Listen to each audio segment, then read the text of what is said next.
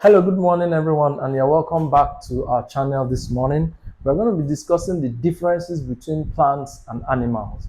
Now, plants and animals are one of the two most important organisms or categories of organisms that we have living on planet Earth. In subsequent classes, when we discuss classification of organisms, we realize that there are many other organisms in many other categories. But at the beginning of science, when science was trying to classify organisms, organisms were majorly classified into plants and animals. But now we know better. But it's important for us to know the major differences that exist between plants and animals. Plants and animals are living organisms and they show forth characteristics of life. You can check our other videos on characteristics of life to understand what the major characteristics of life are and when organisms show these characteristics, we are sure that these organisms are alive. Now we are discussing plants and animals. What are the major differences that exist between plants and animals? Now, first of all, we'll talk about nutrition. Plants are autotrophic in nature, which means that they produce their own carbon source, making use of light energy. So they use light energy in a process which we know is called photosynthesis to produce or generate their own food. And this food is stored. It's stored and is used up when they need it. We refer to that as autotrophic nutrition.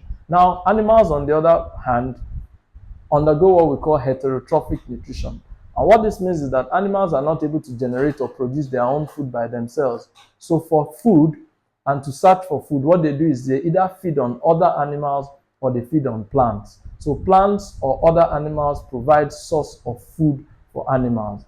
And this makes us refer to animals as being heterotrophic in nature, meaning that they have to feed on other animals or other plants. This is an important difference between plants and animals. Now, when we come to growth, we realize that for plants, growth occurs in limited areas of the plant structure or the plant body. A lot of growth occurs in meristematic areas of the plant, and then where we have apical regions of the plant, the apex of the plant, we have rapidly dividing cells in those areas of the plant, and that's where a lot of growth occurs in plants. But this is not so in animals. For animals, growth occurs in every part of the body of animals. So in animals, as the limbs are growing, the forelimbs are growing, the hind limbs are growing, the circumference of the head is growing, and every area of the animal, is growing at the same time. This is very important. Secondly, for plants in the same area of growth, plants do not have a definite number of parts, meaning that when you look at a plant, you see that it can have many leaves, it can have many branches, and it keeps branching and it keeps producing more leaves, more fruits, more seeds. There's no number of parts for plants. But for animals, this is not so. Animals have a definite number of parts, which is well defined. So when you look at an animal, if you should have an animal now, like a human being, has two external ears. That's what a normal human being should look like.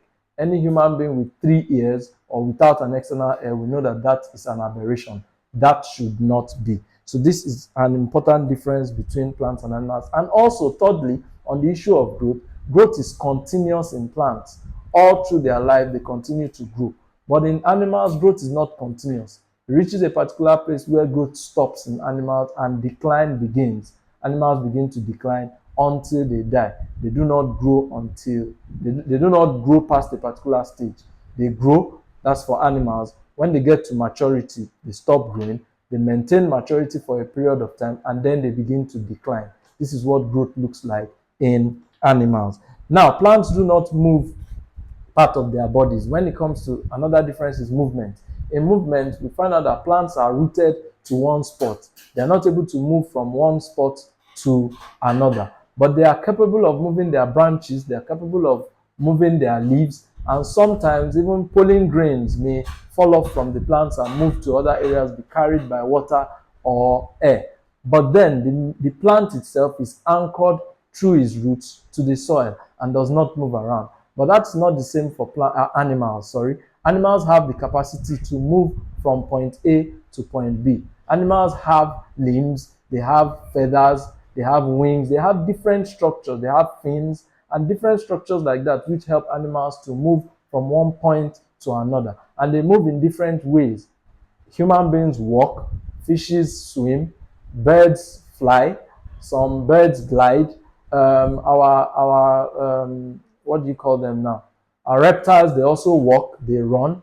The frogs, they hop. So there are different ways that animals move, but they are able to move from one point to another, while the plants are rooted to one single spot and anchored to one single spot through their roots. So this is very important to note. Now, plants have a slow response to external stimulus. Of course, plants respond to stimuli, and some of the stimulus or stimuli that plants respond to include air, include water, include light. But the response which they have to all these stimuli is slow, is gradual, it's not fast.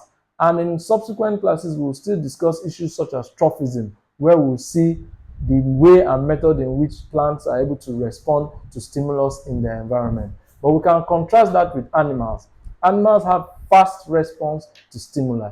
Because many animals exist in a predator-prey relationship with other animals, they need to be able to respond fast to stimuluses and stimuli, and input from the environment. So most animals respond very quickly to stimulus, both internal stimuli and external stimuli. It's important for the animal to be able to respond fast, because if it can't respond that fast, then it easily becomes prey for its predator. So this is a major difference between plants and animals. Now, when it comes to the area of excretion, plants have no specialized excretory system or organs. Plants excrete either oxygen or volatile organic compounds, and they excrete these materials through different parts of their body and through the whole of their body. Animals, on the other hand, have specialized structures for excretion. Many animals possess a kidney with which they are able to filter the blood, and then they get urine. And within this urine, there's a lot of waste material, and they're able to pass out this waste material out of their bodies. Birds, on the other hand, produce uric acid, and they're able to pass this out of their body as waste. They have specialized organs within their body that help them to function and help them to do the process of excretion, so that they can remove these waste materials from their body. And these are waste materials of metabolic activities. But plants, on the other hand, do not have these specialized structures. Now, plants do not have special sense organs.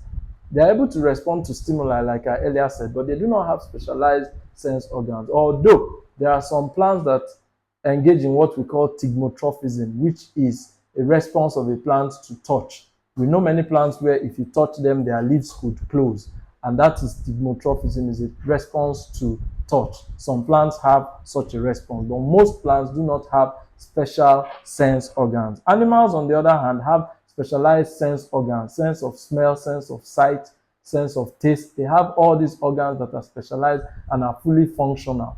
That is an important difference between plants and animals. For the food of plants is usually stored in the form of starch.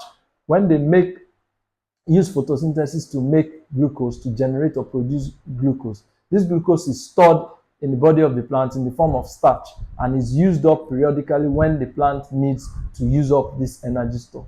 Animals, on the other hand, when they eat their food, they store this food in the form of glycogen or fat.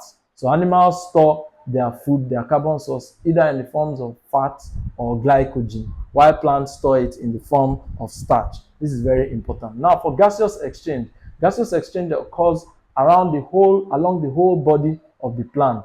The plants have what we call stomata, which are little small structures like holes through which gaseous exchange occurs in plants. And this stomata is present on the whole body of the plant, from the top right to the roots.